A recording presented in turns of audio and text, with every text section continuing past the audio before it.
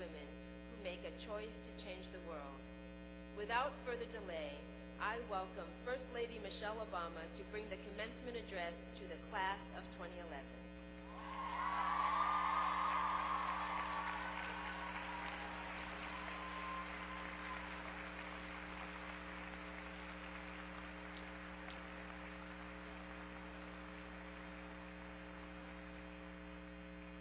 Goodness, thank you.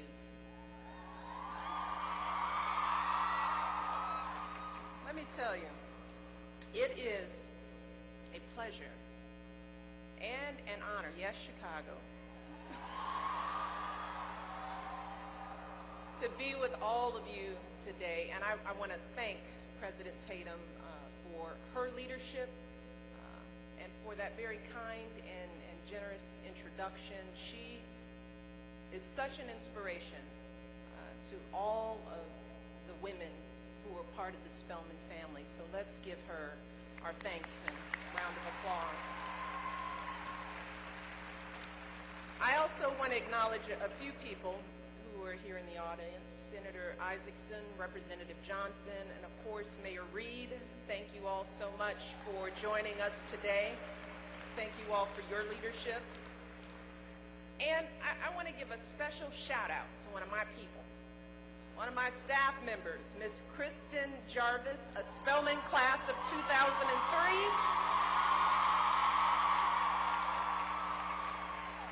Look, ladies, you want to know what Spelman does for you? Kristen is my right-hand woman. She travels with me all across the country and around the world. I don't know what I would do without her. She has been with me from the very beginning, looking after my girls, taking care of my mom. So I want to thank Spelman for giving me Kristen.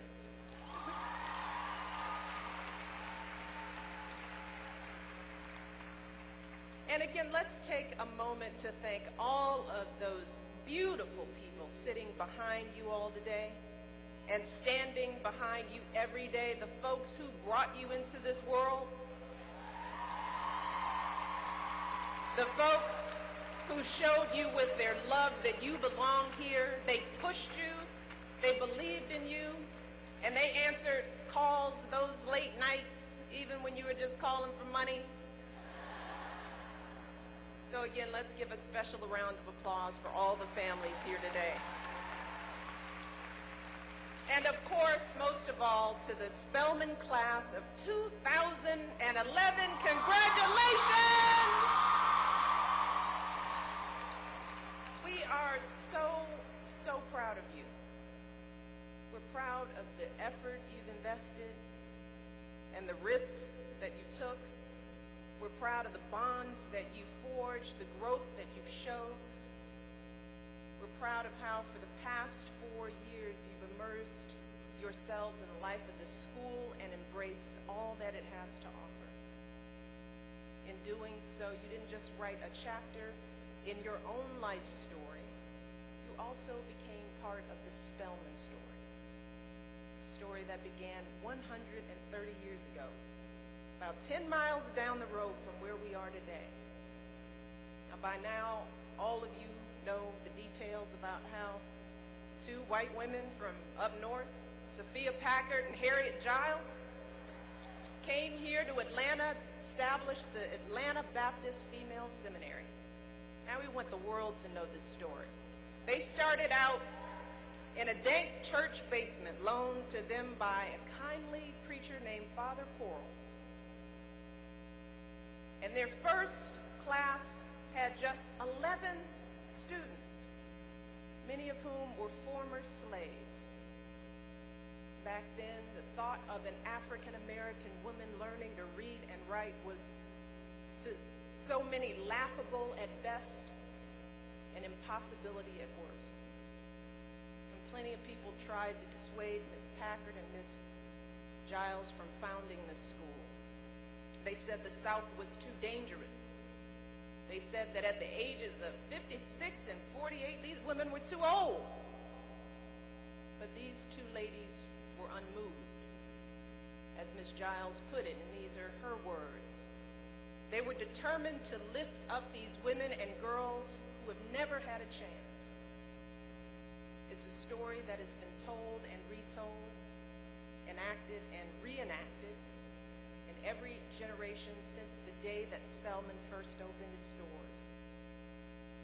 In a time of black codes and lynching, this school was training African American women to be leaders in education, in the health professions. In a time of legalized segregation, this school was establishing math and biology departments and training a generation of black women scientists.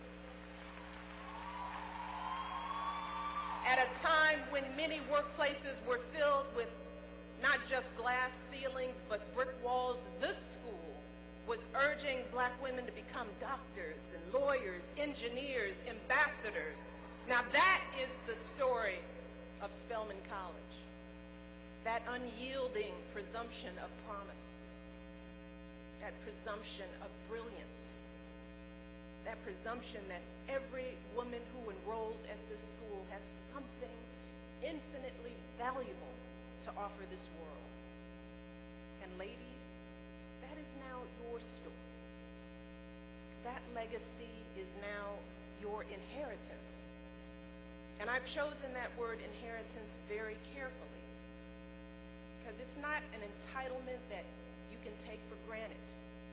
It's not a gift with which you can do whatever you please. It is a commitment that comes with a certain set of obligations, obligations that don't end when you march through that arch today.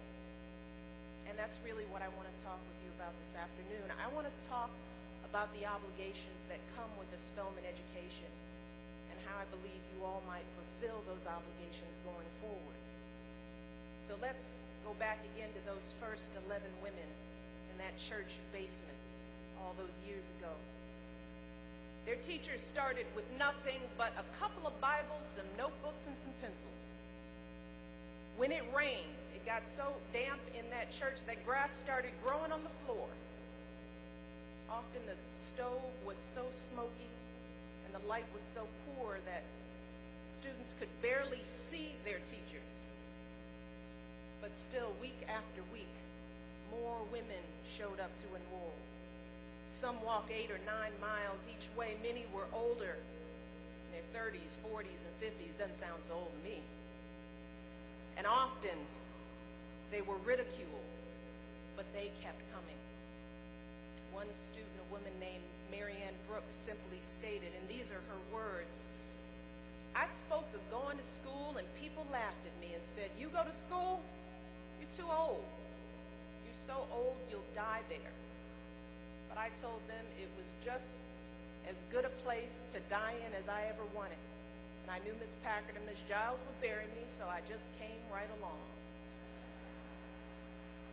Now that spark, that spirit, that odds-defying tenacity has defined the alumni of this school from its very first graduating class. I mean, think about one of my heroines, Marion Wright Edelman, class of 1960, working as a young civil rights lawyer down in Mississippi.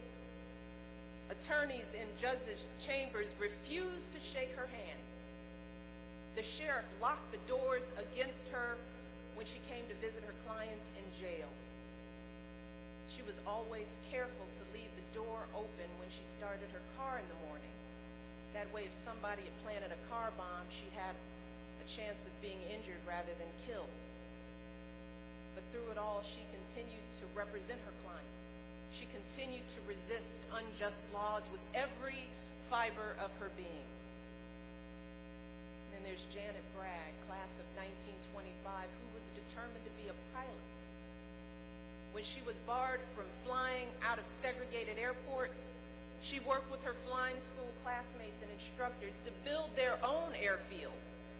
When she was rejected from the Women Air Force Service pilots because of her race, she enrolled in a civilian training program instead. And when she completed her training, but an instructor unfairly prevented her from receiving her license, she picked up and moved to Chicago, passed the exam, and became the first African-American woman to earn a commercial pilot's license. Of her experiences, she said, there were so many things they said women couldn't do and blacks couldn't do. Every defeat to me was a challenge. For 6 generations, that is what Spelman women have done. They have seen every defeat as a challenge. Now, did they have moments of doubt, anxiety, and fear? Did they have moments of despair when they thought about giving up or giving in? Of course they did. We all do. And I am no exception. I mean, some of you may have grown up like me in neighborhoods where few had the chance to go to college, where being teased for doing well in school was a fact of life, where well-meaning but misguided folks questioned whether a girl with my background could get into a school like Princeton. Sometimes I'd save them the trouble and raise the questions myself in my own head, lying awake at night, doubting whether I had what it took to succeed. And the truth is that there will always be folks out there who make assumptions about others. There will always be folks who try to raise themselves up by cutting other people down. That happens to everyone, including me, throughout their lives. But when that happens to you all, here's what I want you to do. I want you to just stop a minute. Take a deep breath, because it's going to need to be deep. And I want you to think about all those women who came before you. Women like those first 11 students. Think about how they didn't sit around bemoaning their lack of resources and opportunities and affirmation. I want you to think about women like Marion Wright Edelman and Janet Bragg. They didn't go around pointing fingers and making excuses for why they couldn't win a case or soar above the horizon. They were Spelman women with the privilege of a Spelman education. And instead of focusing on what they didn't have, they focused on what they did have: their intellect, their courage, their determination, their passion. And with few advantages and long odds, with doors closed to them and laws stacked against them, still they achieved. Still they triumphed. Still they carved a glorious path for themselves in this world. And graduates, every single one of you has an obligation to do the same. You have an obligation to see each setback as a challenge and as an opportunity to learn and grow. You have an obligation to face whatever life throws your way with confidence and with hope. And don't ever let anyone get into your head, especially yourself. Because if it's one thing I can promise you, it's this. With a Spelman education, you all have everything you need right here and right now to be everything you ever wanted to be. But let's be clear. The Spelman legacy isn't just about those first 11 women. And it's not just about the generations of students and alumni who came after them. It's about everyone who believed in those women. It's about everyone who invested in those women right from the beginning. I mean, make no mistake about it, Ms. Packard, Ms. Giles, they were ambitious for their students. Even as they started their classes at a first grade level, teaching the alphabet and basic arithmetic, they had big dreams. They were planning to build a full-scale liberal arts college for African-American women. I mean, think about that. And they could barely afford to keep their doors open. Their students could barely read or write. But already they were planning to build something big, a college. In those early years, they actually rejected an offer to merge with the Atlanta Baptist Seminary, the school that eventually became Morehouse. Yep. Said, no thank you, brothers. Because this move may have solved their financial problems, but they were afraid that a co-ed school, their students would be treated as second-class citizens, and they weren't going to stand for that. No. Then there was Father Quarles, the preacher who lent them his church basement. He undertook an arduous journey north to raise money for the school, and his last words to the students were, "I am going north for you. I may never return. But remember, if I die for you and in a good cause." And those words turned out to be prophetic. In the end, the harsh climate was too much, and he got sick and passed away not long after. Miss Giles, Miss Packard, Father Quarles, they weren't the only ones who believed in these students. In those early years, thousands of dollars of donations poured in from the black community itself. I mean, these were folks who likely didn't have a dime to spare, digging deep into their wallets to support this school. See, that fierce devotion to the potential of others, that commitment to give even when you're barely getting by yourself, all of that is your legacy as well.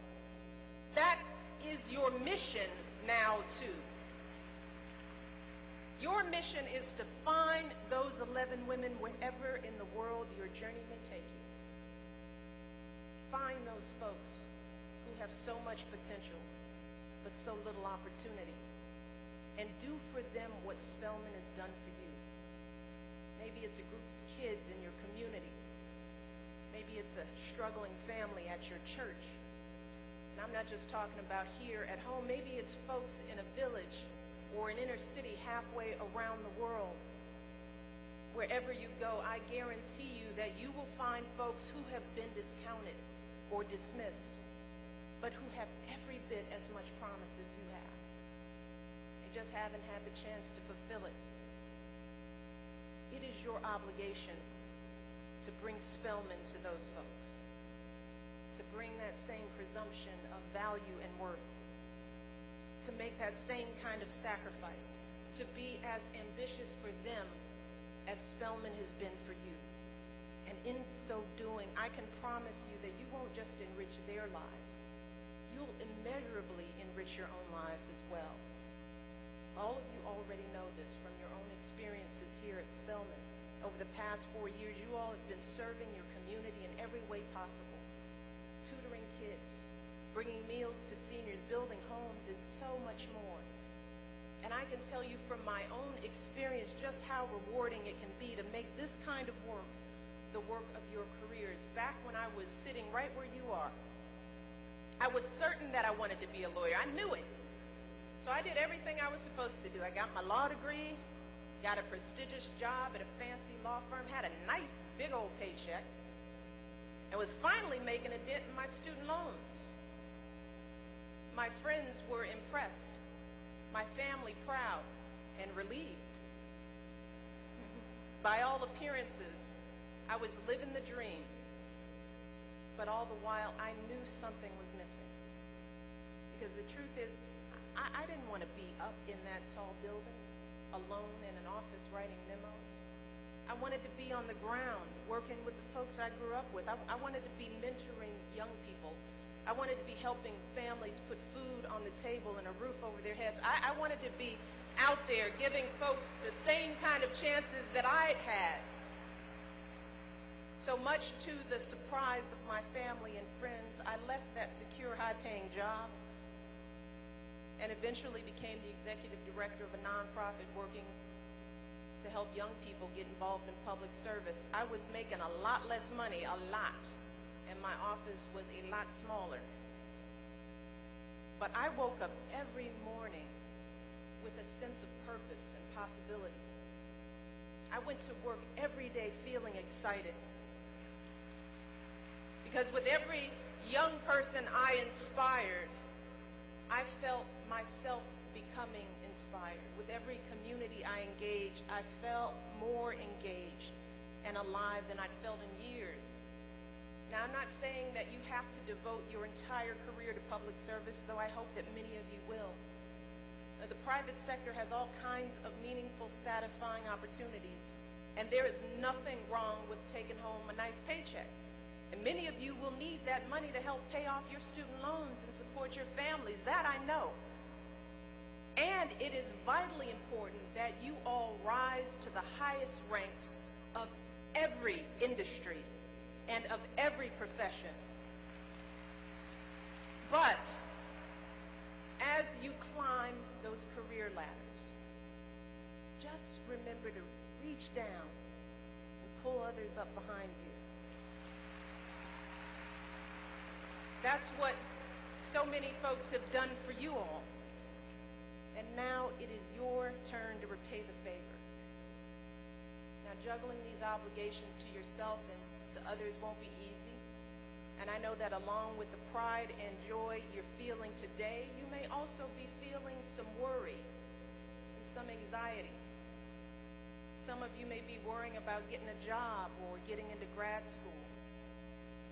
Others may be wondering what it will be like to move back home with mom and dad again. And let me tell you, there are plenty of moms and dads here who are wondering the same thing. But today and every day going forward, I want you to remember one last legacy that Spelman has left you. It has left you each other. I mean, look at all these beautiful, magnificent women beside you. It is breathtaking. Think of all the connections that you have, all those experiences that you've shared. The first time you set foot on the campus during Spellbound, crying your eyes out together at the parting ceremony, sweating through the night in those unair-conditioned freshman dorms. Sounds pretty rough. Maybe the alumni can help out with that. All those classes, convocations, Christmas concerts, ooh, and the late night conversations about some man. Whew. You all know you were doing that. You all are the keepers of each other's histories. And the bonds that you've formed here will nourish you and sustain you for the rest of your lives. Now that is sisterhood. And look at all these magnificent women around all of you, the alumni of this institution who led you through that arch on Friday, cheering you on as you start your journey into the world. I'm told that back in the depths of the recession in 2009, when many seniors here couldn't pay their tuition bills, President Tatum made an appeal to Spelman alumni, parents and friends asking for help. And even though times were tough for everyone, enough gifts poured in to help 100 seniors graduate from Spelman that year. That is sisterhood. And finally, think back over the years to all those who have made this day possible. Miss Giles, Miss Packard, Father Quarles, and so many others. Think about all those anonymous folks who were just barely getting by themselves, but still found a way to support this school. Those folks never had the chance to get an education themselves, never. But they were determined that other young people would, even if it wasn't their daughters, even if it wasn't their granddaughters, because see, what you all have to understand is that hope, that yearning, that wasn't just about themselves and their own families.